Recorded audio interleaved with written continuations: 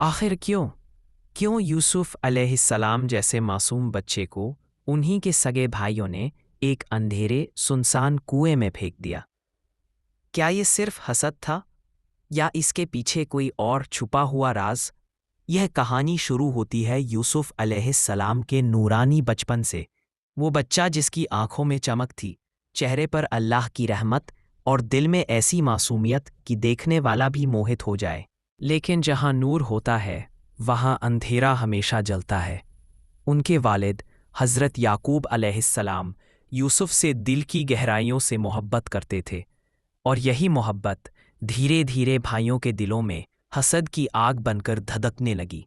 एक दिन भाइयों ने चाल चली, अब्बा, हम यूसुफ को खिलाने ले जा रहे हैं, थोड़ी देर में वापस आ जाएंगे।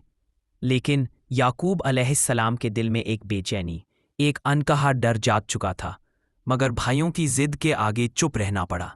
शाम ढल चुकी थी। रेगिस्तान की हवा में सर्दियों की सरसराहट थी। आसमान पर बादल ऐसे दौड़ रहे थे जैसे कोई हादसा होने वाला हो। भाई यूसुफ को एक पुराने सुनसान पत्थरों से घिरे कुएं तक ले आए, और यही कहानी एक डरावने ट्विस्ट में बदल जाती है। अचानक, बिना किसी चेतावनी के, उन्होंने यूसुफ को उस अंधेरे कुएं की तरफ धक्का दे दिया। कुआं गहरा था, नीचे अंधेरा पत्थर और ठंडा पानी, हर तरफ मौत जैसा सन्नाटा।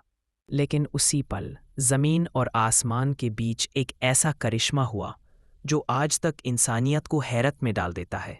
यूसुफ अभी गिर ही रहे थे कि अल्लाह के हुक्म से एक फरिश्ता नूर की एक तेज लकीर की तरह नीचे उतरा और उन्हें गिरने से पहले ही अपनी बाजुओं में थाम लिया।